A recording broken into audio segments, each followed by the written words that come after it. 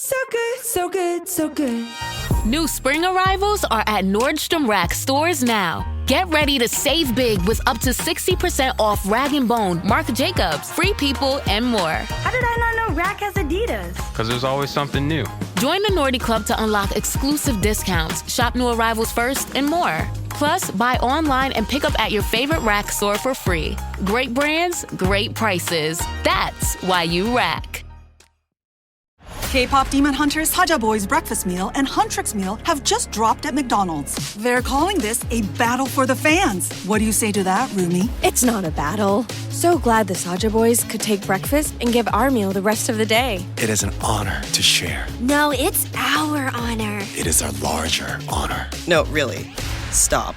You can really feel the respect in this battle. Pick a meal to pick a side. Ba-da-ba-ba-ba. At participating McDonald's while supplies last. The biggest question in human history, going back thousands of years maybe, and we found this with the ancients, the few that are still available and the data that they have. The biggest question in human history that everyone asks at some point in their life, either consciously or subconsciously, who are we? Who am I?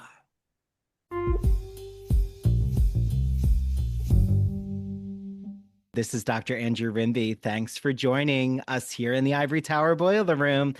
If you don't know, you can get all of our episodes ad-free on Patreon, patreon.com/Ivory Tower Boiler Room. All of Mary's true crime episodes ad-free, video episodes ad-free from the ITBR interviews. Also, follow us on Instagram, please, Ivory Tower Boiler Room. I like to put a lot of exciting arts and culture clips from the podcast, TV shows, films that we've discussed. TikTok is Dr.Andrew Rimby. Long story, the Ivory Tower Boiler Room one got taken off by TikTok because it was too salacious and scandalous, in my opinion. But I might be just having an Oscar Wilde complex there, thinking, that I was causing such a sensation on TikTok. So please rate us on Apple. It really, really helps. Review us. If you're on Spotify, you can rate us there too. YouTube, please follow our YouTube channel. Please like the video, share it with your friends, your community. The only way that I can keep giving you all free, exciting podcast episodes is because of the reach of the podcast. So rating us, reviewing us, it really, really does help. Also, shout out to Sean, our intern, who, if you see the cover art, you see the edits of the podcast, that's all Sean. So amazing work by Sean. So I hope you all enjoy this episode.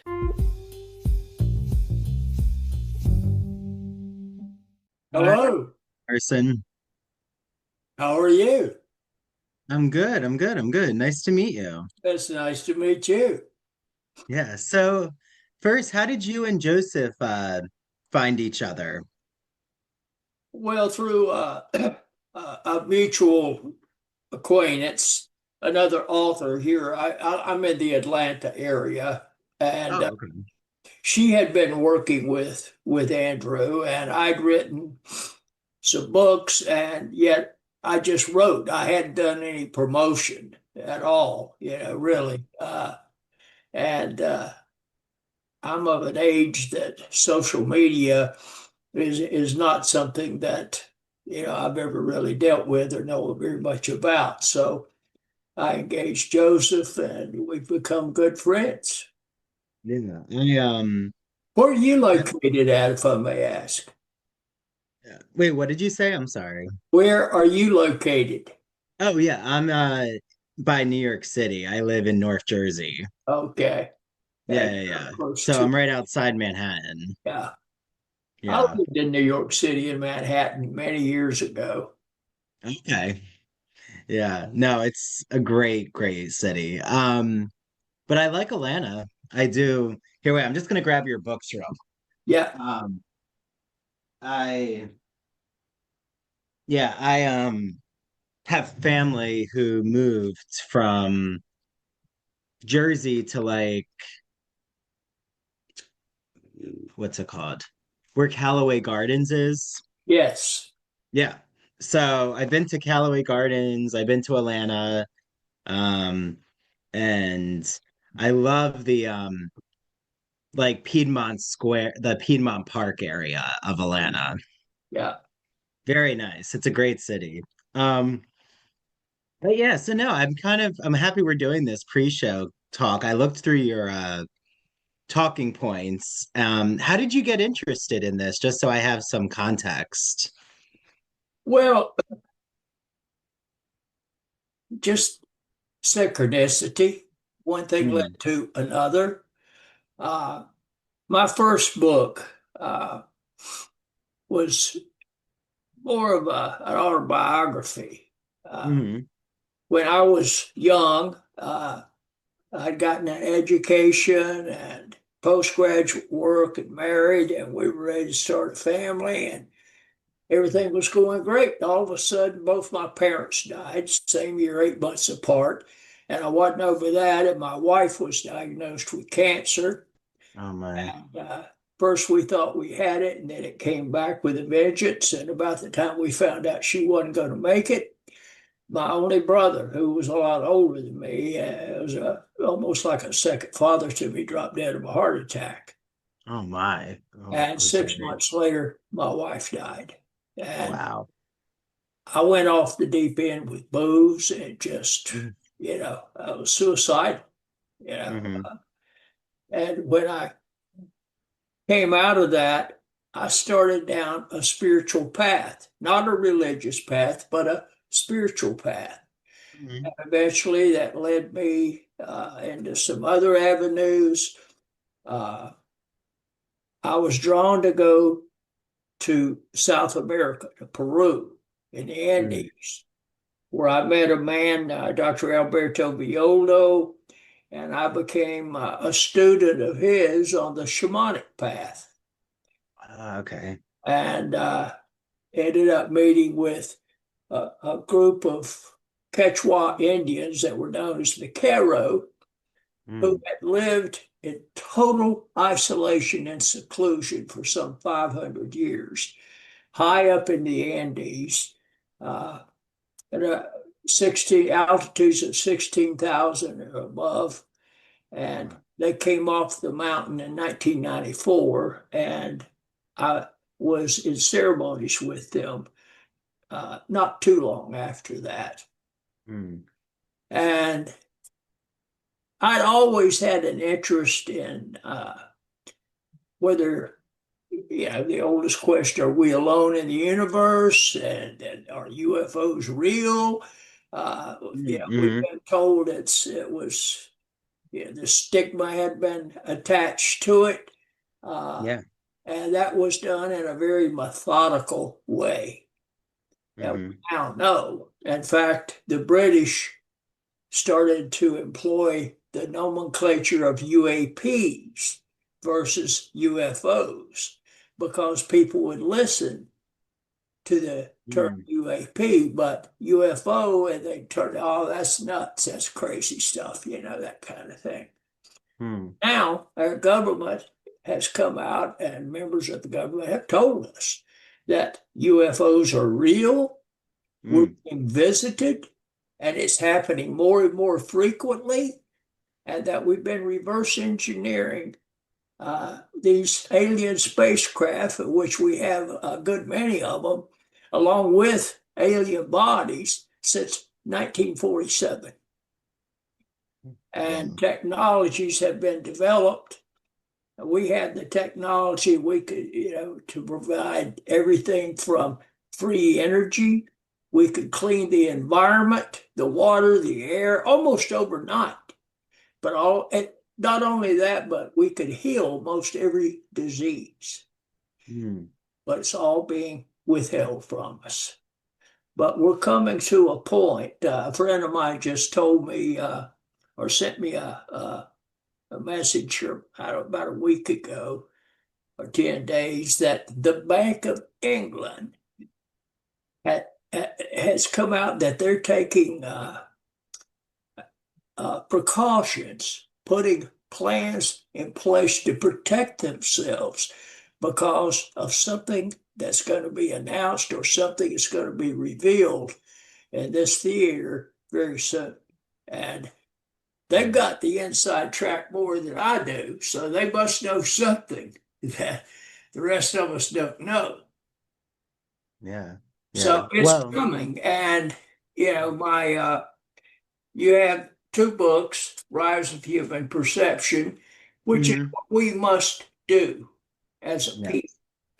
And Revelations is information that came my way from a group of human-looking beings from the Pleiades star system, specifically around the star Tegeta, and they're here.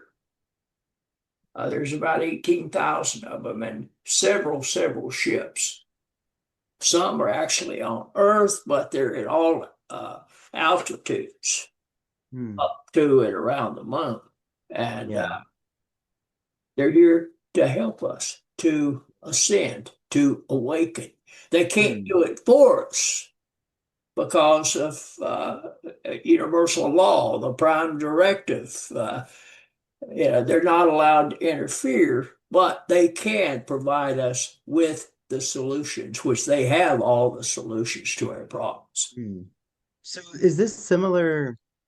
Because I've had Marianne Williamson on the podcast. Is this similar to like spiritual consciousness? It's all about consciousness. Okay.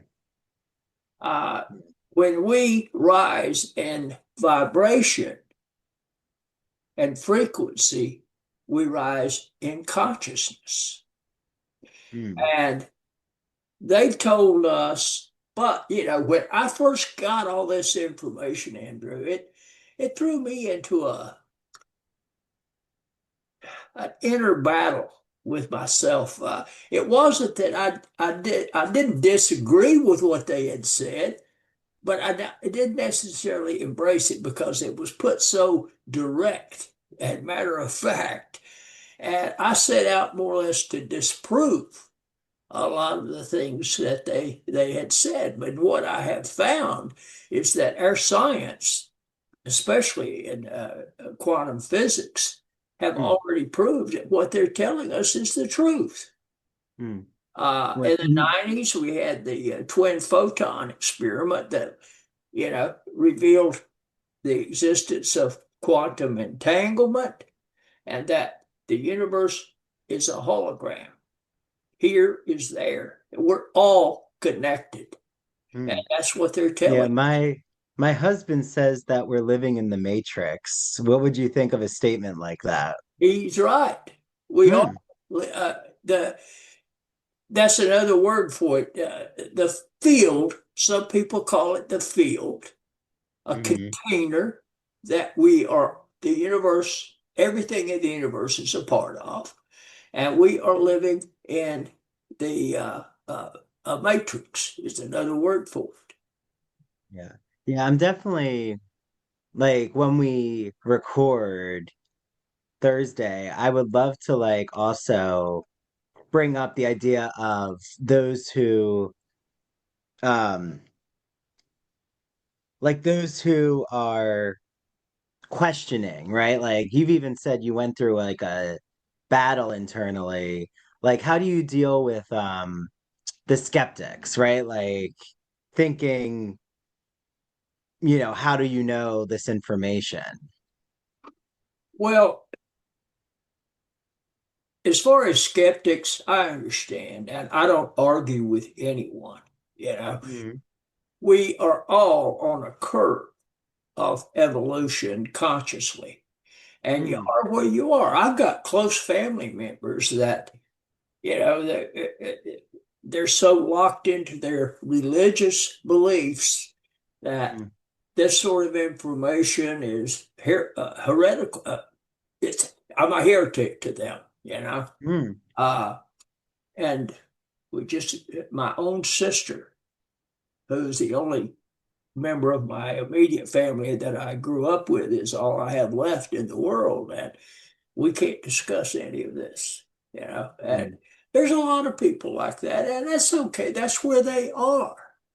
And the Tibetans even said that a lot of people will reject this information, but that it would resonate in the hearts and souls of the key people, the right people.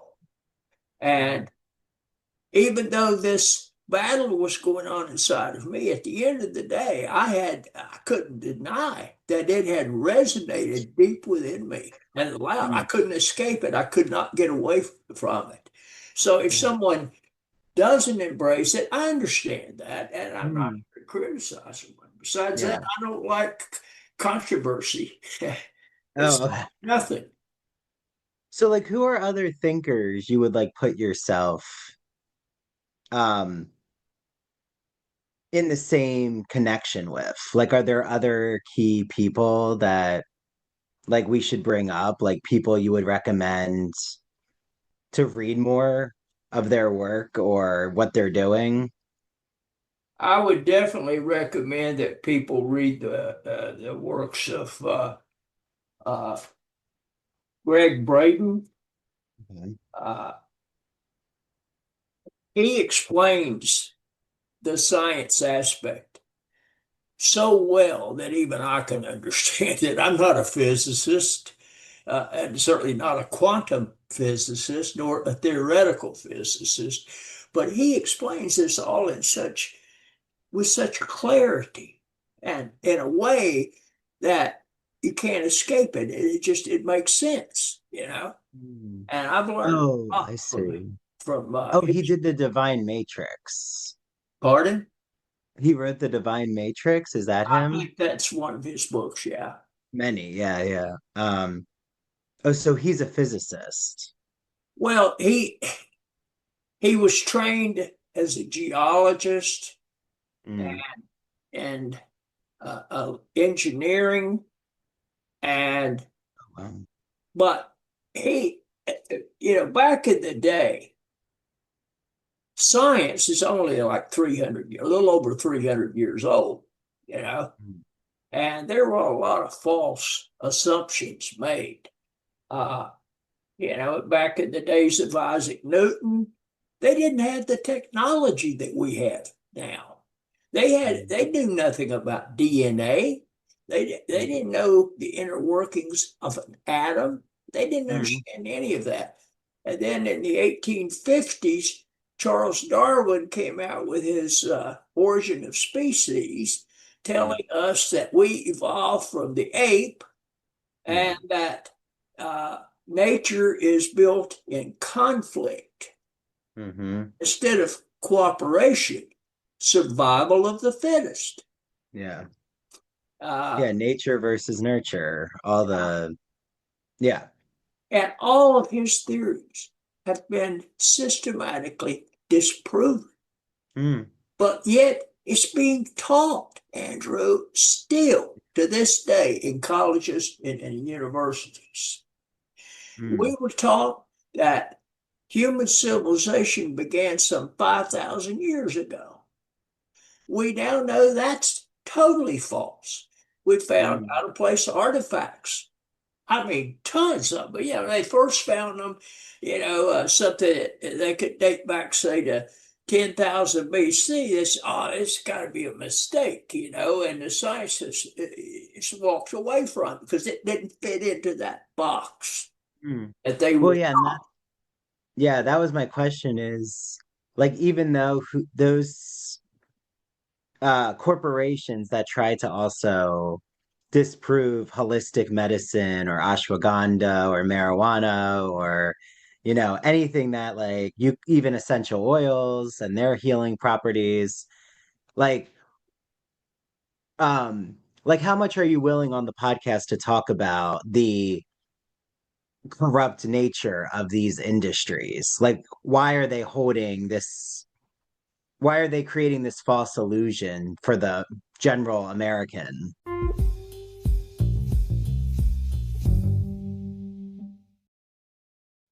The spring season is here, which means there's a new issue of the Gay and Lesbian Review called Victorian Times, all about my favorite period of literature, the 19th century. And you'll see a rugged Walt Whitman on the cover and the dandy Oscar Wilde. Well, guess what? My first article is now published in the Gay and Lesbian Review called Once Upon a Time in Camden. It's the intro to my book, which looks into their queer literary relationship, but also Whitman and Wilde's homoerotic poetics, and specifically what Whitman does with male same-sex desire before the category of homosexuality even existed. Like, how did he even express this in his poetry? Well, you'll have to read my book to find out. Book coming soon. If you know of a publisher, let me know. I'm shopping around right now. But this Victorian issue is so special with the Gay and Lesbian Review. There's articles on Dr. Jekyll and Victor Frankenstein. I'm about to see The Bride, which I can't wait to see. And right, Guillermo del Toro's new Frankenstein is all the rage. There's an article on Monte Cristo's Women in Love, Tchaikovsky's Men. I love Tchaikovsky's ballet. I'm particularly an admirer of The Sleeping Beauty. One on Captain Cobb. There's film and TV shows reviewed like Heated Rivalry, Boots, Kiss of the Spider Woman, which, if you don't know, I had an episode with Jeremy Fox from the Gay and Lesbian Review, the managing editor, and Colin Carmen and Joseph Federico, and we talked all about Heated Rivalry. You have to listen to it. And Kiss of the Spider Woman, I keep recommending to everyone. It is an astounding film. Boots, I actually had the creator Greg Cope White on the podcast too. You'll have to listen to his interview. Also, if you haven't heard our episode on the kink issue of the magazine, it's really, really interesting. And the ethnography one. And yes, there will be an episode soon about the Victorian issue. So get your hands on the Gay and Lesbian Review. The digital subscription is really easy to get, glreview.org. The print subscription also, head on over to the website, click subscribe, use the promo code ITBR choice. You get a free issue of the magazine. Choose the Victorian issue, will you? So head to their Instagram, their TikTok. I love the Gay and Lesbian Review. I get so many book recommendations, TV show, film recommendations. One of the films that I can't wait to watch is in this issue. I want to say it's pronounced Pillion or Pillion. I think I made it French there, with Alexander Skarsgård. So enjoy your reading, everyone. And if you're reading the Gay and Lesbian Review, please reach out to me. I want to let them know, that you all listening to this podcast are reading their magazine.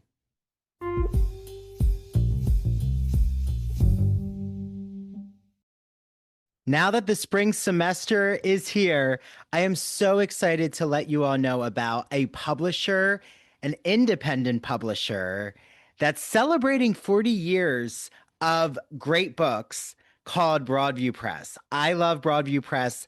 I have so many of their editions of classic literature like Wuthering Heights, which is coming out soon, and it's our book club choice.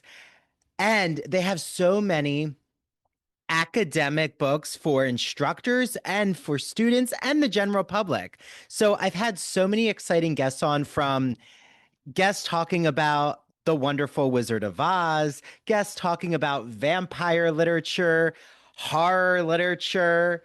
I'm looking at you, Jeffrey Andrew Weinstock, whose book actually just came out called Horror Theory. Look it up.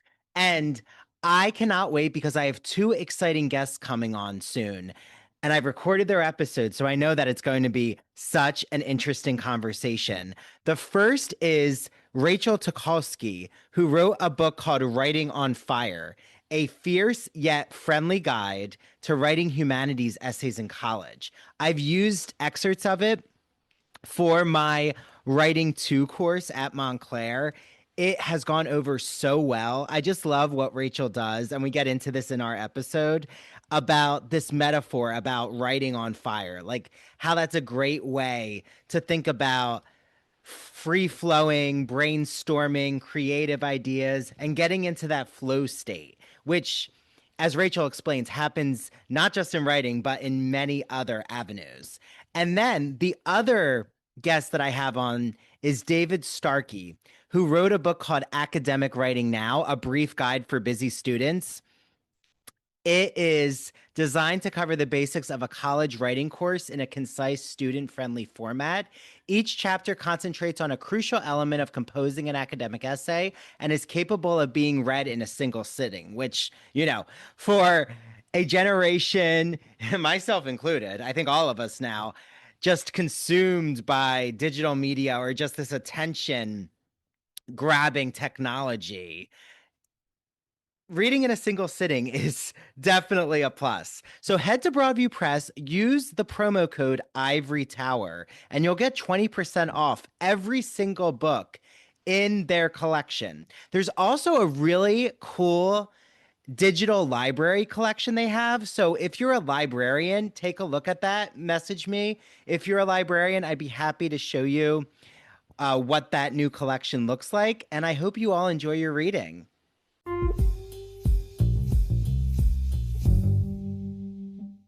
Well, to go that route,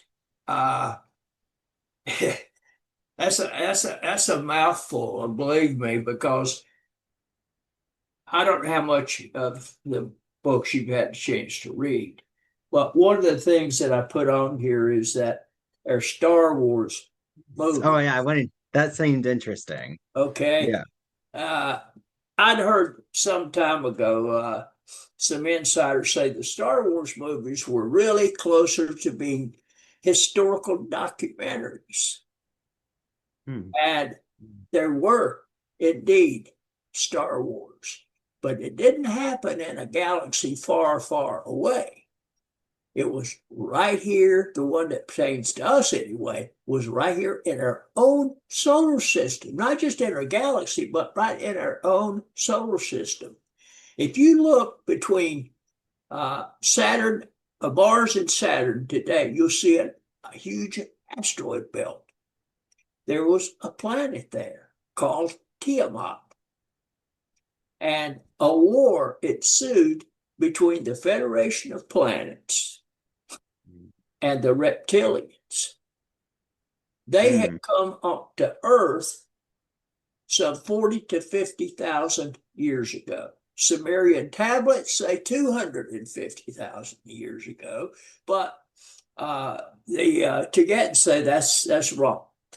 That it wasn't that far back. But they went to Tiamat and set up a dummy base, and they started sending out these fake electromagnetic impulses, knowing the Federation was going to come and check it out, which they did, and they attacked it. It was an ambush, and this horrific war ensued. Okay, and in the end, the Federation was so desperate because they were so beat up to stop the war that with the use of nuclear devices and zero-point energy devices, they blew up Tiamat and nuked Mars. And we found evidence on Mars of nuclear explosions. I mean, they found high levels of xenon-129, which is the signature for nuclear activity. And you've got this asteroid belt, but it was a water planet. And the solar system was an absolute wreck at that point because they couldn't safely fly their spacecraft around the solar system at that point. So what they did was they entrapped the reptilians here on Earth. That's why we have the Van Allen radiation belts. We're the only planet that has this.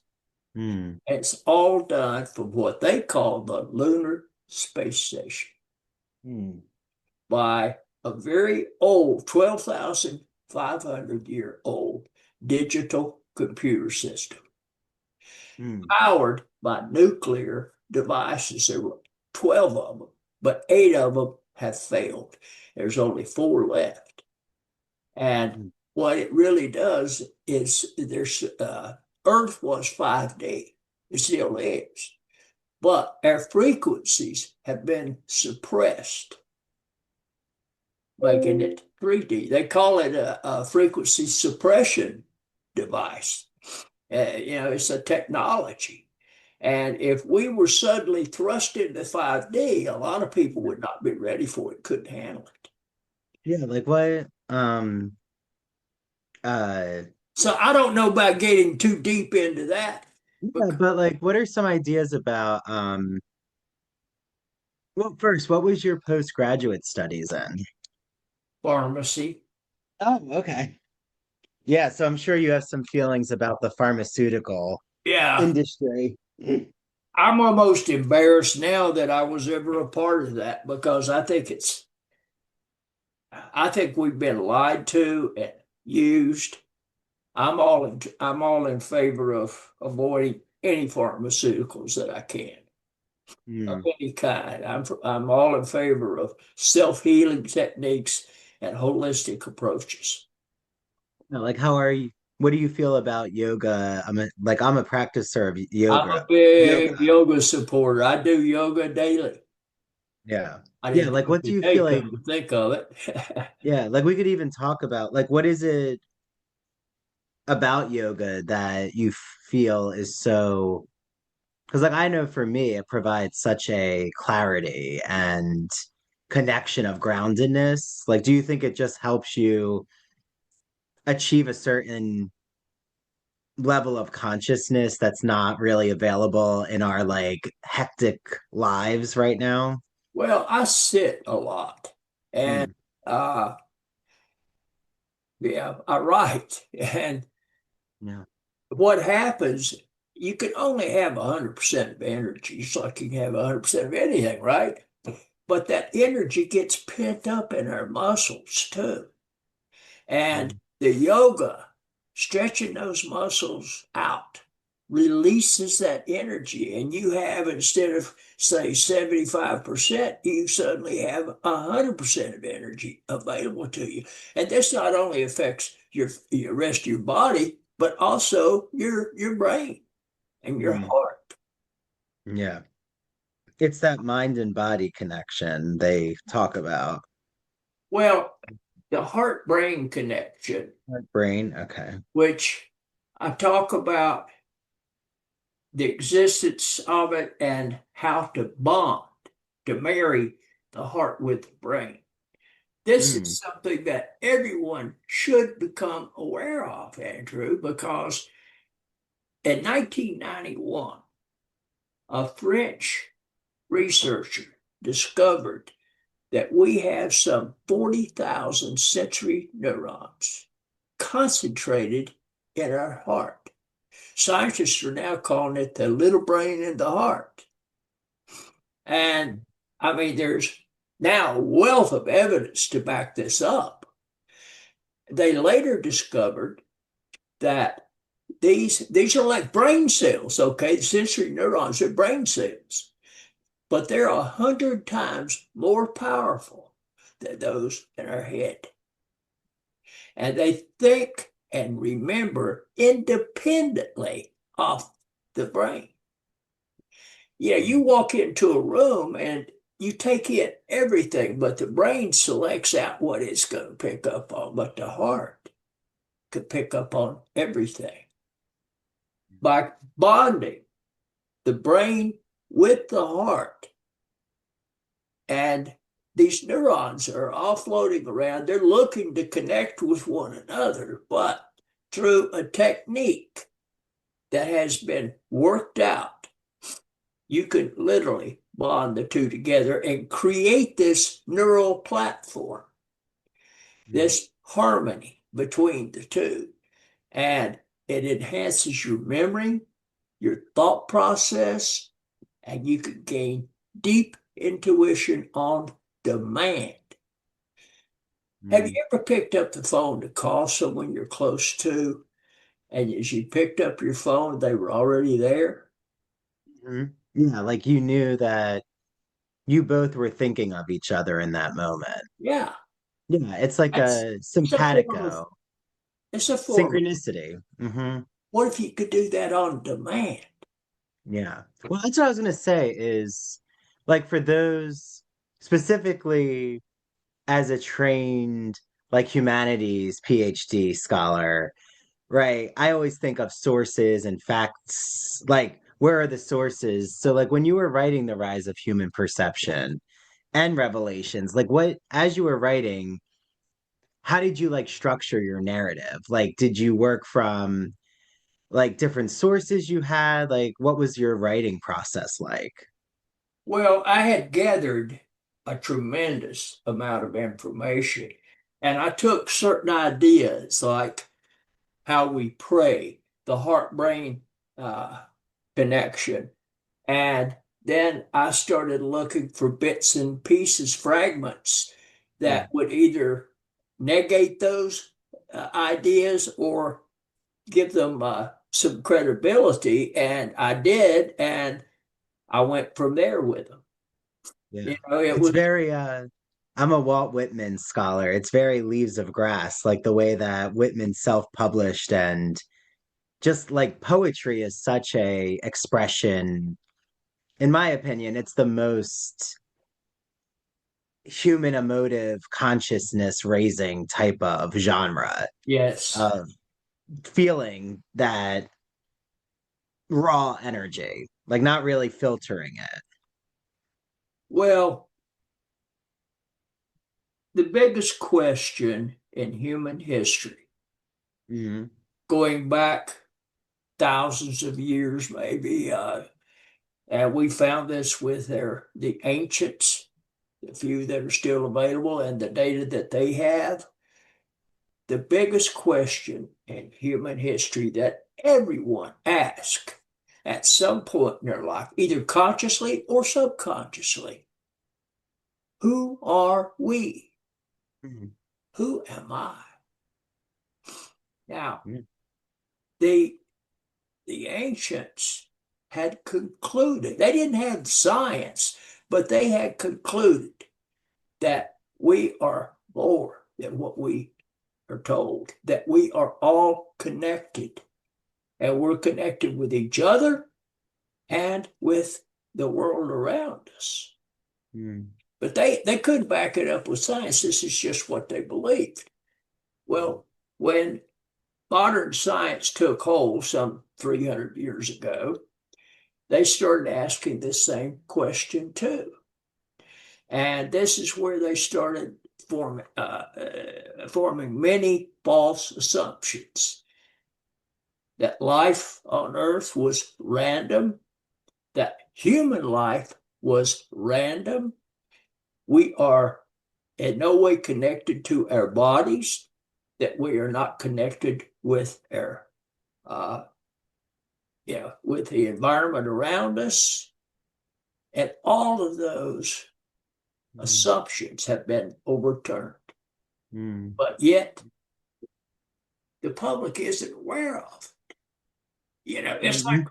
and included in there is Darwin's theory. We're still hanging on to all those false beliefs. And this is what the Tibetans have told us.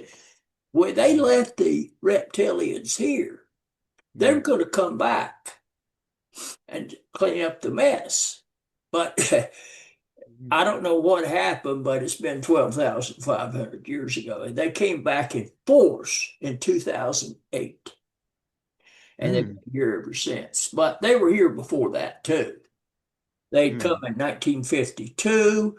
They'd come in 1919, but they've always been here, But they came in force in 2008, and they tell us that the reptilians had been busy, and they have instilled false ideas and beliefs. Because remember, there wasn't that many of us on this planet. This was the time of the Great Flood. And the implication is that the water planet that exploded is what produced the Great Flood, or had a lot to do with it. So there wasn't that many, but the reptilians were here, and they started with installing false ideas and then false beliefs. And apart from that, one of the big things that shocked me, I don't know if I want to use that word or not, but rattle my cage, let's put it that way, was Yeah. when they said that Christianity Judaism, and Islam were all variations of the same lies, designed to fit different groups of people. And I already had, some questions because I'd studied the Nag Hammadi text found in Egypt in 1945 and the Dead Sea Scrolls in 1947. And basically, they were written by the very people that followed Jesus Christ that were there at that time. And their story's a little bit different than what we read in the New Testament. And quite a bit different. They left a lot of very important things out. And that they got to say that these religions were designed to separate us from the divine, from who we truly are, connected to our source, our creator, to all. Yeah. Well, I teach a lot of ancient Greek and classic works of antiquity, but like I'm about to teach the Odyssey and always talk about polytheism and the way that gods and goddesses structured society and how nature was a part of it, was connected to the human life. Like you said, now we kind of see nature as like an outside entity, but it was tied to the culture. Like, what is your feeling about polytheism and even like Wiccanism?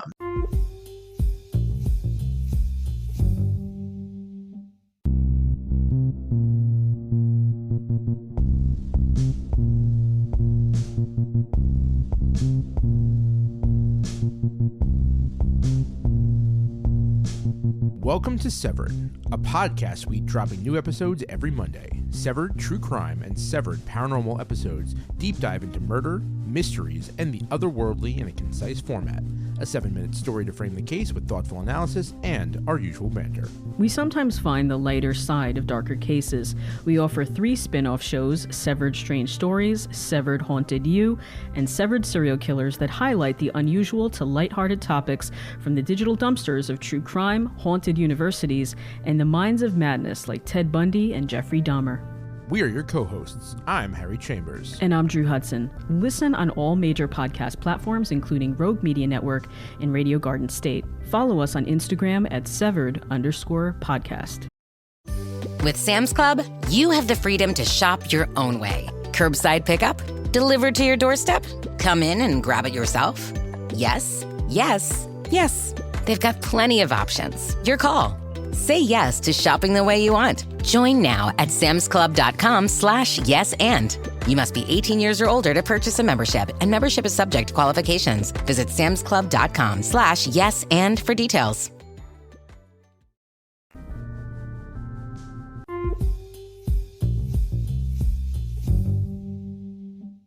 Are you a fan of classic Hollywood movies?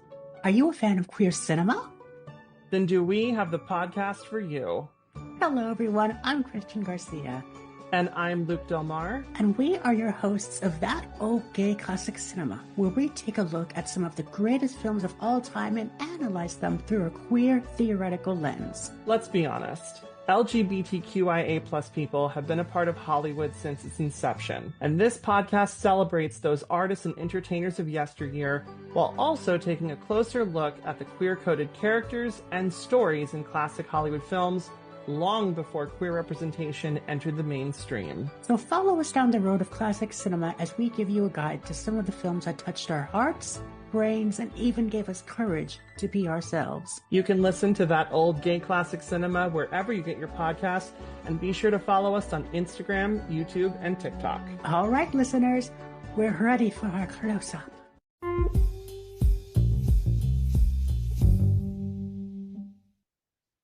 Well, there's evidence to support the polytheistic teachings. There's no doubt about that. Egypt was full of it,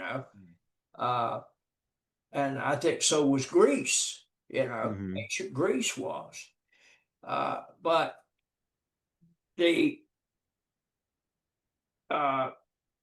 God that we've been taught is a single God, an old man on a throne with a flowing board, becomes less and less believable as you learn more and acquire more knowledge about the way the universe truly works. They call it source, which we tend to say God or the creator. They refer to it as source. And it's taken me some time to kind of adapt to that. I've never considered myself a religious person, although I did join the church when I was a young man in my first marriage. But I think I did it looking back because it was the thing to do, kind of a thing. But once I started down my spiritual path, religion was never really a part of it. It didn't really matter. I believed in a higher authority, a higher power. And even some of that is questioned. But we have to, the real bottom line, I think, is we have to awaken to who we really are. I talked about the heart-brain connection. Well, as far back as Pythagoras, some 500 years or more BCE, he taught as a Greek philosopher that the human spirit is eternal, and that once the body dies, the spirit is transferred into a new body. We call reincarnation. Of course, when the Romans constructed the Roman Catholic Church, some 300-400 years after the death of Christ, that was heresy and blocked. And they even mentioned it would get you killed. And they did have people killed. But our spirits are not connected. They work through our body, but are not part of our body. There's a difference. But our heart is the link to our higher consciousness, our spirit. I call it my Godhead. And from there, that's our link to our source and to universal consciousness, knowledge, and wisdom. We can access more knowledge and wisdom than we can even imagine. As British researchers said, the person that learns to do this could make the local genius look like the village idiot. Well, so yeah, from what you're saying, there's so many questions, but first, I feel like we should release this to the public because this is basically the episode, if you're okay with that, Harrison. Sure. Okay. Because I feel like, I know we were going to meet another day, but I think this is, I just want to keep going. One thing leads to another. You'd ask me how I formulated the information in the book. I didn't plan on any of this, I felt that's what I was going to ask. I was guided. Yeah, that's what I was going to ask you. There's a book called Guided. I'm not sure if you know, it just got published. But she talks about the writer that she got like an information download from the universe. Like I hear this phrase a lot about like getting, like you even said, like information like came to you. Like what do you think is meant by that concept? Like what does it mean that information, like you're receiving information from like a higher consciousness level? Well, they've told us that the Tibetans and our visitors in general have reported to several Earth contactees, let's say, that they are downloading. Yeah, thank you. They're downloading the knowledge into our minds to help us to awaken the rest of the world, the rest of the population. Again, not everyone, when you hear a lot of this stuff initially, it's like if somebody takes it out of context, something out of my books, out of context. It's like, oh, that's no good. I don't buy that. But, it's like Joe and I were talking about how sad it is that people are not reading today as they once did.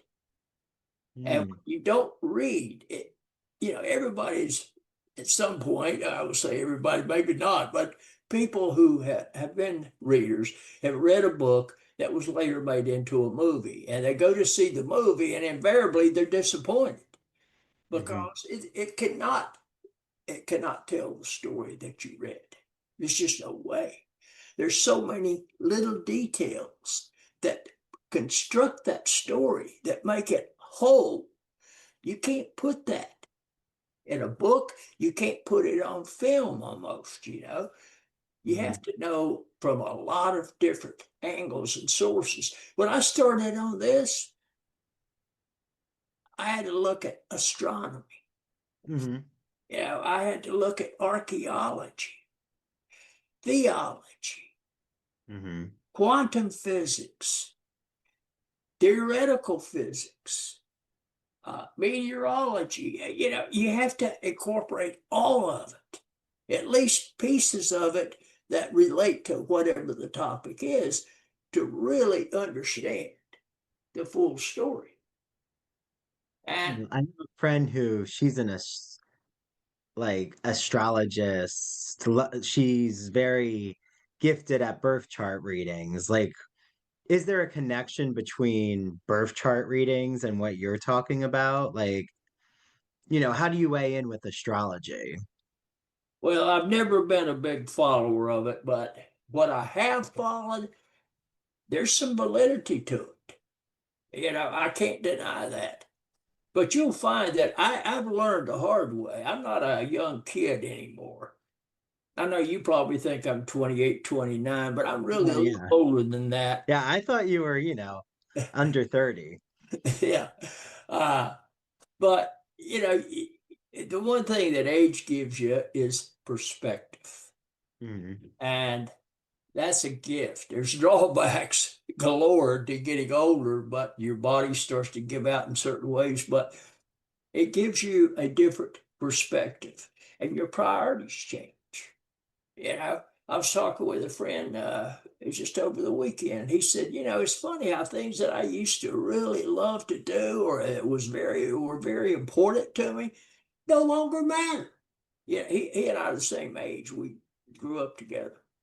And he's right, and we waste so much of our lives flittering it away on things that don't matter. And they've told us, our cosmic visitors have said, we place such importance on the material world. A big house, nice cars, nice clothes, whatever. All things that we can't take with us when we leave here. And our time here is a drop in the bucket. It's a blink of an eye. And we don't focus on the really important things. And maybe some of that comes with age too. I don't deny that. But for a long time, I've had these questions, when my whole family died. Why am I still here? What's the purpose? It took me a long time to figure that out. And I think my purpose is to do what you and I are doing right now. Absolutely. To help people to understand that they are so much more than they've ever believed. The only thing that limits us are our beliefs and our own brain, our own mind. That's the only limitations we have. But boy, they're powerful ones. Yeah. Well, I was gonna say how if we were living like if 5D occurred, like when you were saying that a lot of people wouldn't be ready, like what do you think, like what would that look like in terms of not being prepared for that environment? Well, even when we move more and more into the 4D, that's where ghosts reside. And a lot of strange animals and creatures that we're not accustomed to seeing. We would see them running down the streets. You know, colors are much brighter. I'm going on what I haven't been there, but I'm going on what I've been told that many things are the same. A shoe is a shoe, a door is a door, but colors are, there's many more of them and they're much brighter. And you become aware and much closer bonded to everyone around you and everything around you, including what we would call inanimate objects, even because they too are manufactured by consciousness. It's our beliefs that determine what we manifest. In 1909, an experiment was performed that you probably have heard of, the double slit experiment. You familiar with it? Well, that's okay if you're not. No, explain it. Yeah. Well, that would be great. What they found was they took photons of light and they had a wall up with two slits in it. And they expected when they sent these photons of light through there, it would reflect in patterns on the opposing wall, right?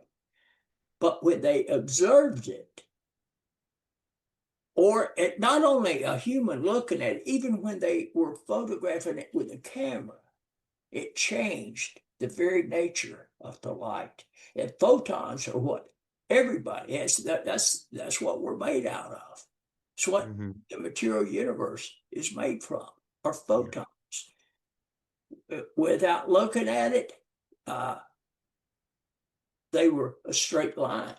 But observation came a wave. What the bottom line is, when we look at something or think of something, we change it. And it's instantaneous. We have that kind of power. Does that make sense?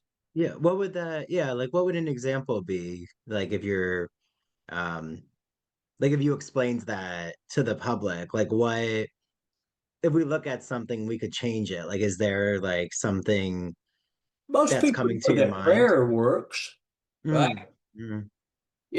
How could I sit here in my living room or whatever and pray for a young soldier, say in Afghanistan or somewhere, who is in a hospital and know that it works? How does that happen? The very thought moves energy, positive energy. If you think evil thoughts, negative thoughts, it has a detrimental effect. But if you think love, compassion, empathy, it has positive effects.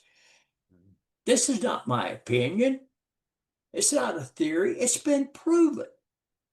It's been scientifically proven that this is how it works. Yeah. So what do we do in such a divisive, fractured landscape in our country? Like, what's your feeling about why our system right now is in such this like falling apart? Like, is it falling apart because we're like reaching I've heard theories like we're reaching a new level because of this consciousness raising. There's also like a backlash from those who want to maintain the status quo Well, the of the reptilians system. are still here. The cabal are fighting tooth and nail. There was a documentary that was released called The Age of Disclosure before Thanksgiving on the 19th of November. And I normally don't pay a lot of attention to those things because it's usually much ado about nothing and rehashing the same stuff that I've heard for 30 years. But this one, it had people, senators, congressmen, and the most world-renowned scientists, our Secretary of State, all of them saying that we're not alone in the universe. UFOs are real. We've been reverse engineering them since 1947. We're being visited by several races, and it's occurring more and more frequently. Well, I later found out that these guys were under attack, because there's the force behind that reptilians, which, by the way, many of them, one of the reasons we can't root them out so easy is because they're hybridized. They look just like we do. They're hard to spot unless you know what to look for. One of the things to look for is you get them angry and watch their eyes. They get like snake eyes, slit eyes. And I've seen that before with people and heard about other cases of it. They're reptilians. And they are mind controlling a lot of humans that are members of the cabal. And they want to keep things just the way they are because they're living like kings. They've got more money than they could spend in a gazillion lifetimes. They want to keep things just as they are. And what the reptilians want, and this is very hard for most people to understand, they feed on low, dense energies. Fear. And this is why they install the false beliefs to produce fear. Even the age of disclosure with all the good, all of it's framed around the concept of a threat. That these beings pose a national security threat to us. They've been coming here for thousands of years. Where's the threat? Yeah. I'm not saying that there's not some bad aliens out there. There's good and bad in there's positive and negative energy in the universe, so why wouldn't there be some? But by and large, that's just not the case. They're here to help us, but it's being positioned as a threat. Yeah. Well, so like with everything happening with the Epstein files, like how would that, I feel like that's definitely a real cover up of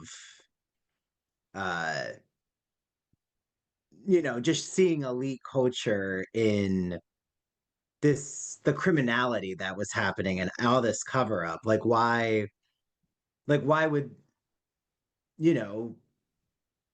those who are pedophiles be protected? Like that seems very.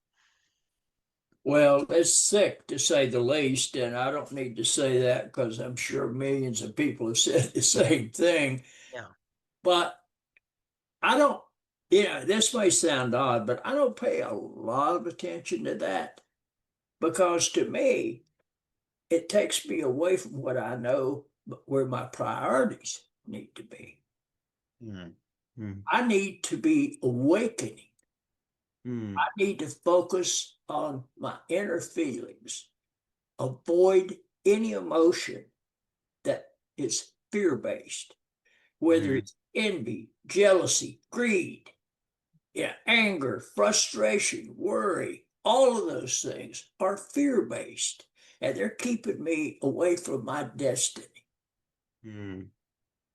Yeah. So, like, what And would your hope be for our society? Like, I'm assuming it's what, myself and so many want, which is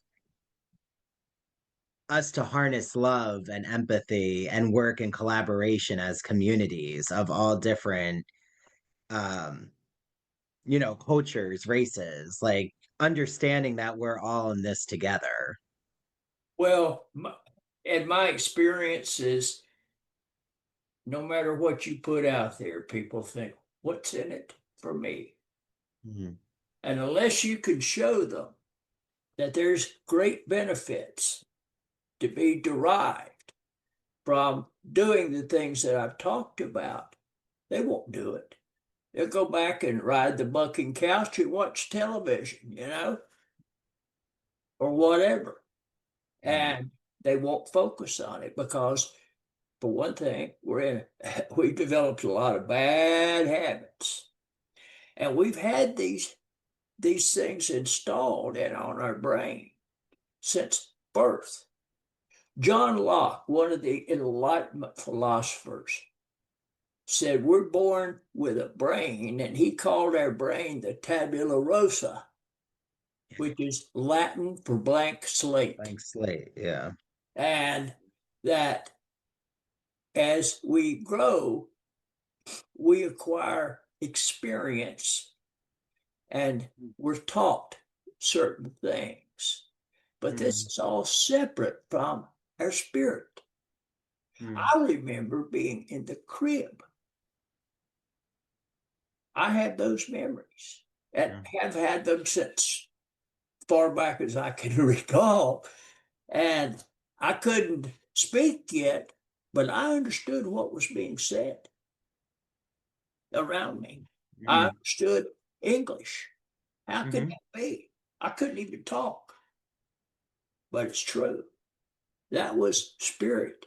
That's the part that I came here with, that you came here with, that we all came here with.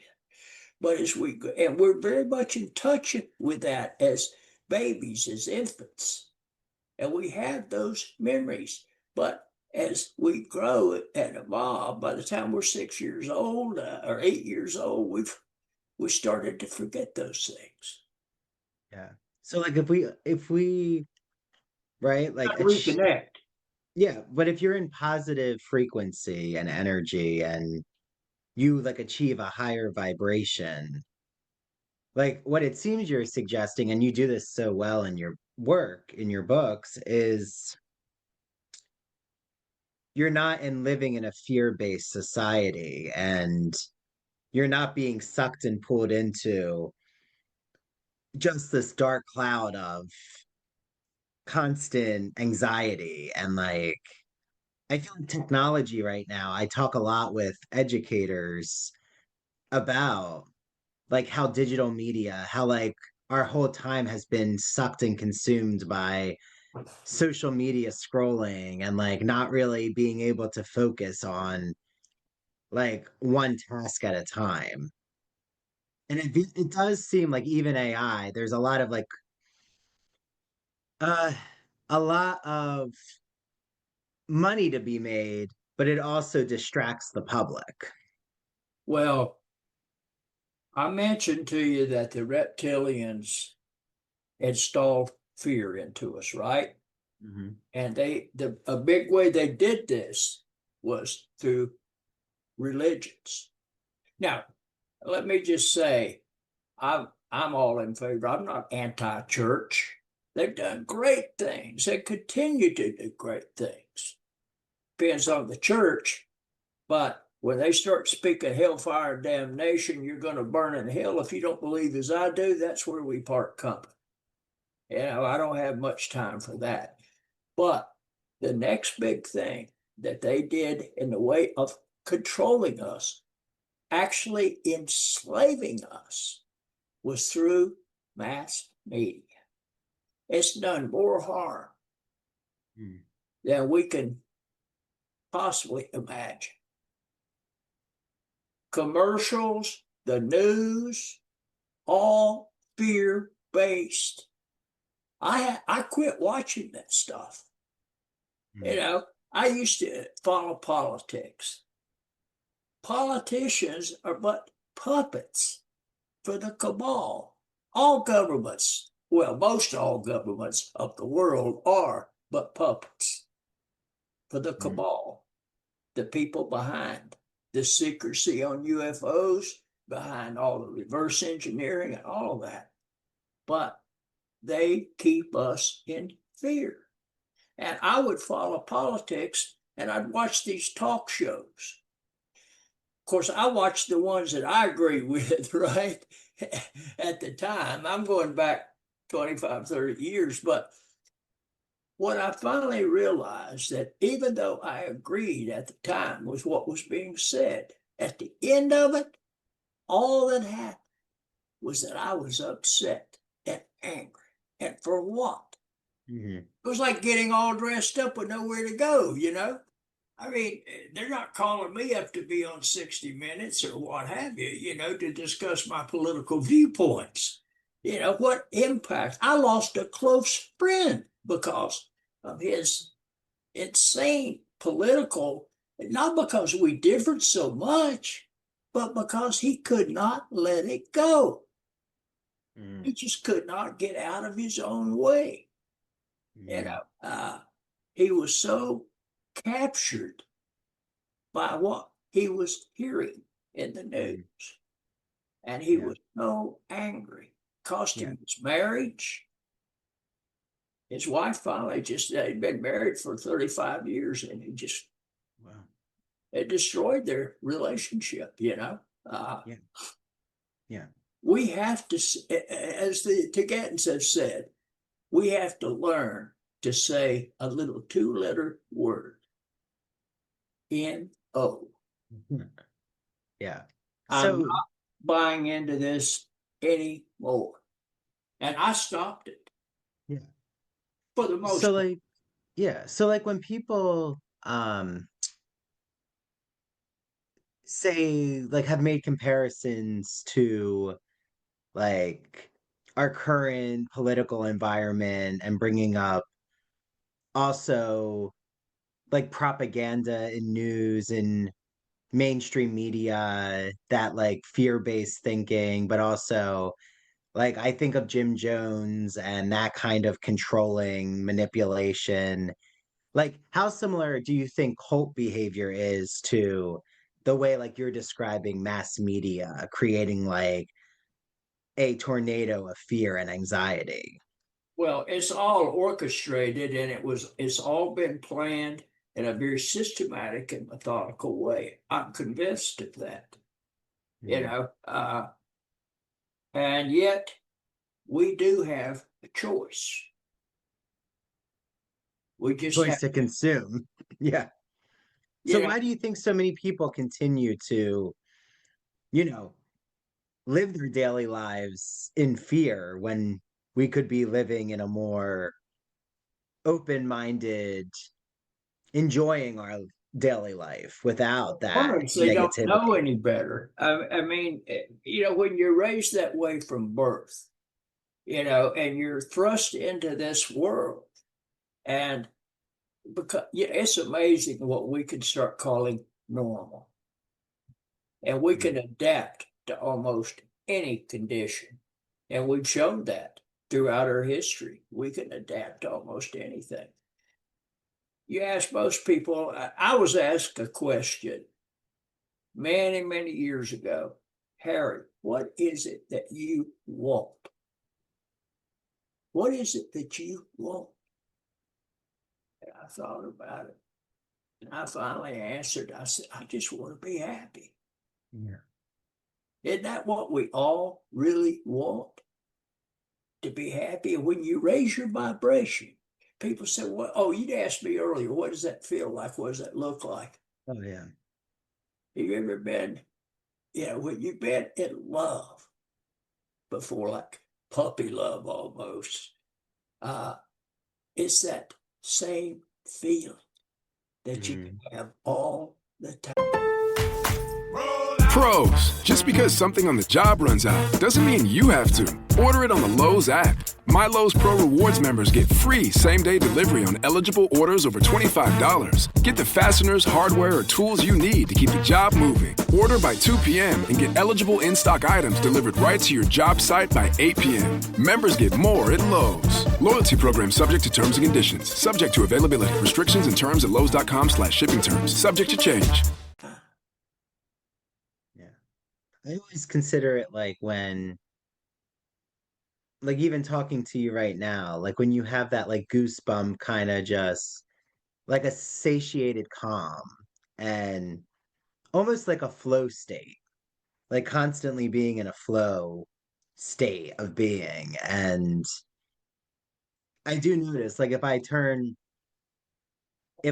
look at social media right now, there's going to be something that's going to interrupt that state because something's going to probably irritate me or try to like, it's going to make me annoyed. And yeah, it's very interesting. And I think, like, what's your hope, especially with what you've written? What's your hope for um people to discover, and try to achieve a higher level of consciousness? Like, do you think that we're going to get to that state where a majority are living in this type of high vibration? Well, we're being told that only, believe it or not, a relatively small percentage of the human population has to rise in consciousness and to extend their bandwidth of perception by rising in vibrational frequency, and the rest will follow. I hope they're right, but it makes sense. It's like trends that start, one person starts cutting their hair a certain way or whatever, and it's on the other side of the country overnight. People, I'm hoping that someone is going to hear something that I say, and they're going to go, wow, I'm going to try that, and see if it works. But I tell you, you talk about cell phones and social media. Yeah. We have to set our cell phones down, turn them off, and meditate. Go within. You go within or you go without. That's the ultimate solution that we have to adopt. We're not going to find the answers up here. We're going to find the answers in here by listening to our own heart, because that's the only place I've ever found truth. But I can't listen to my heart when I'm scrolling down, and running through my cell phone, which I'm guilty of it too. But I try to avoid that more and more and more. We've all become captivated by it. But, none of us are perfect, but we don't have to be perfect. We learn from our mistakes. And boy, I should be a brilliant guy right now. Yes, I've made my share and then some. But if we could just take a little time to start with, turn off the cell phones. Be quiet. Be still. Take in some deep breaths and go within. 5 minutes a day is good. 10 minutes a day is very good. 15 minutes is excellent. Once a day is good. Twice a day is very good. 3 times a day is excellent. I found it changed my life. Yeah.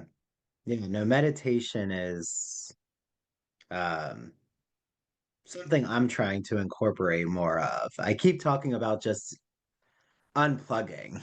I'm like, there's like a conscious need to unplug right now from technology.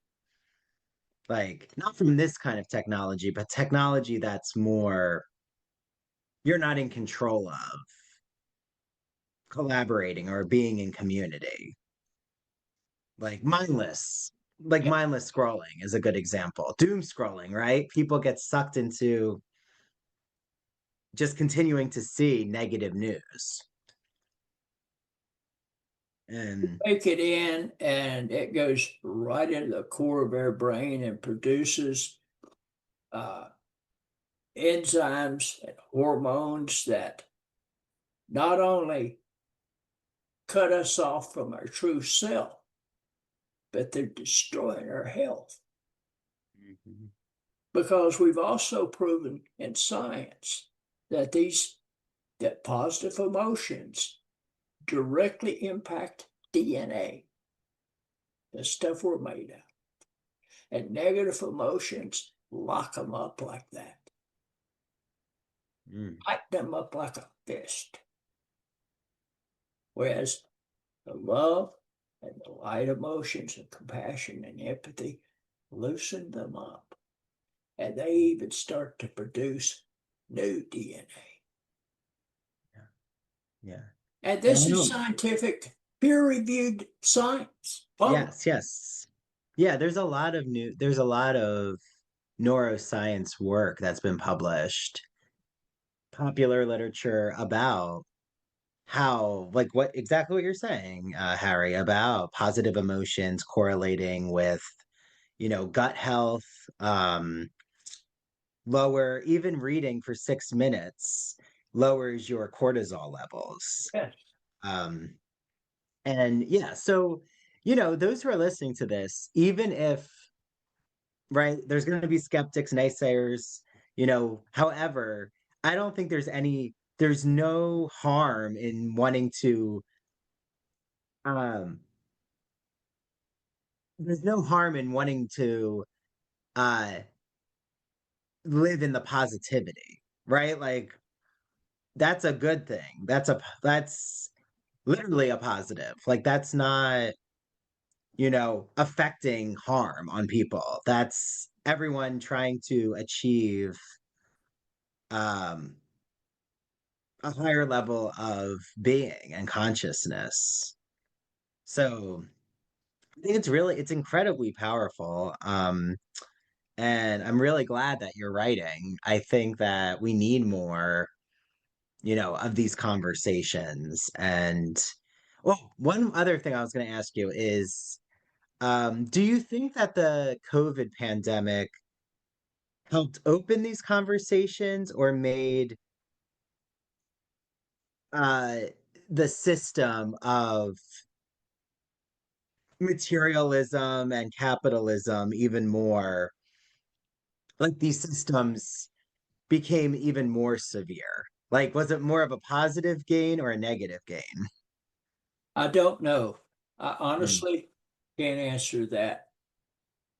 But I will leave you with this one. Yeah. Once you understand that we are all in this matrix, this field, and that we are all quantumly entangled, you have to then realize that it is impossible to harm another being without also harming yourself.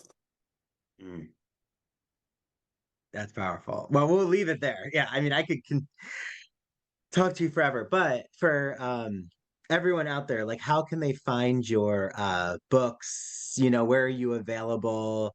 When they're mindfully on social media, are you there on social media? I'm on Instagram under Harrison Viers. Okay. And my books are available on Amazon. Yeah. And this is The Rise of Human Perception and Revelations. Yes, Revelations, the greatest secrets in human history. But I've encouraged people to read a couple of at least The Rise of Human Perceptions before reading Revelations to build a foundation, if you will. Yeah. And I had written a book before that, Imminent Shift, and it's more to the material world about what really is going on and has been going on, and it is full. It's like an encyclopedia of knowledge on the UFOs and their cosmic visitors. Which you're right, has been proven. Like, it's no longer, UFOs are not a conspiracy theory anymore. No, they're not. And we're not alone. And they're here. They're here to help us. Mm-hmm. And I have to ask, a random thought, but might come from them. Yeah, well, I have to ask, living in Jersey, do you think that the drones had any connection to extraterrestrial life? I think indirectly they did, but I think they were man-made. That's my opinion. Yeah. And there's a lot of people that agree with that. If they want to show themselves, there won't be any guesswork to it. And because now this is going to be very pop culture-y, but I don't know. Do you know the Real Housewives franchise or like heard about the Real Housewives? I've heard about it, but I don't know about Well, it. there's someone on Beverly Hills where she's a she writes about manifesting money and charges a lot of money for these courses. What are your feelings about those who use information of like spiritualism, higher consciousness, and try to profit off of that? Well, there's been techniques around for a long time. I was a student of the Silva method from years ago, 40 years ago. And it's the use of meditation techniques coupled with visualization and imagination to manifest what you want, what you desire.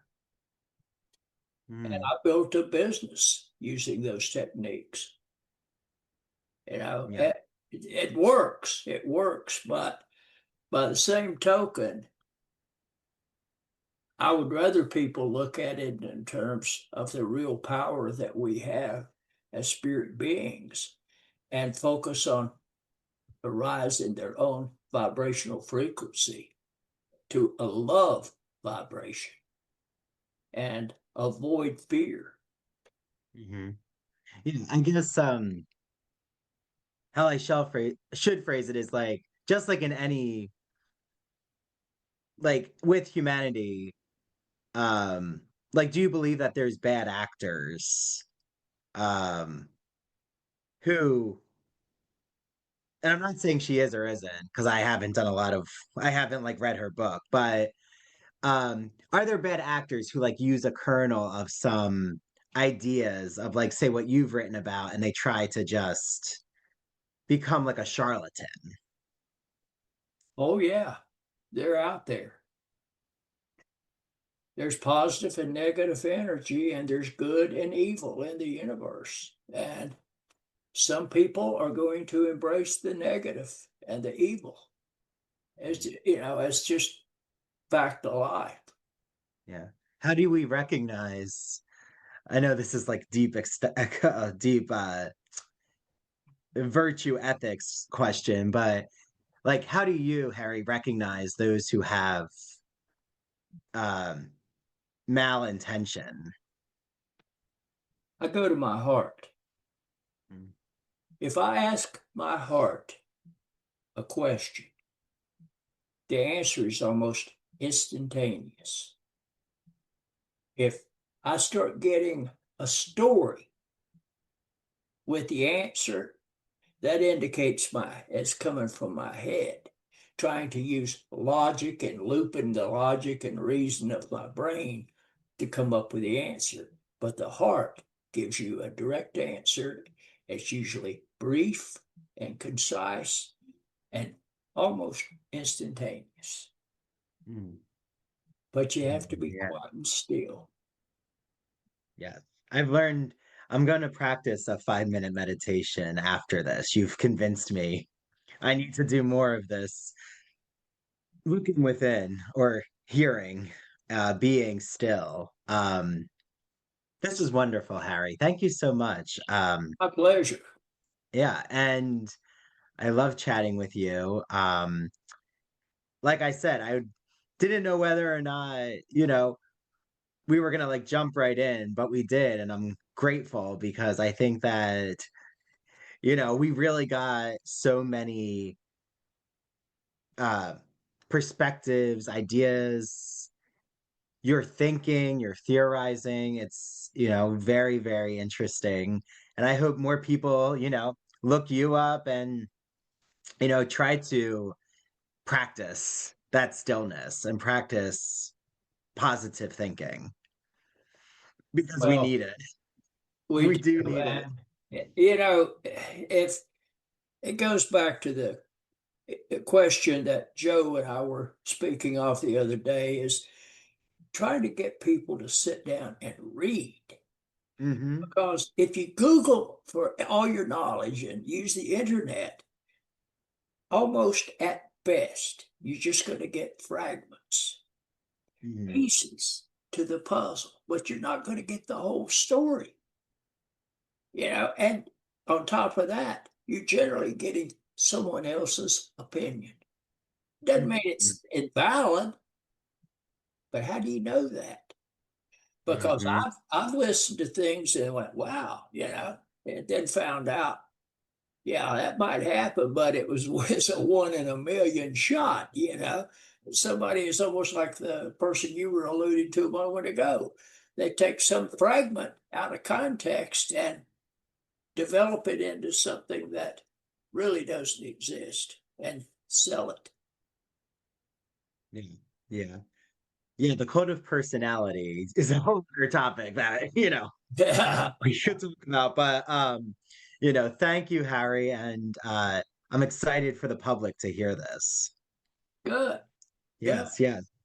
Yeah, let's be in touch. Definitely, I would love to have you back on. I have a feeling this is definitely going to generate a lot of buzz and conversation, since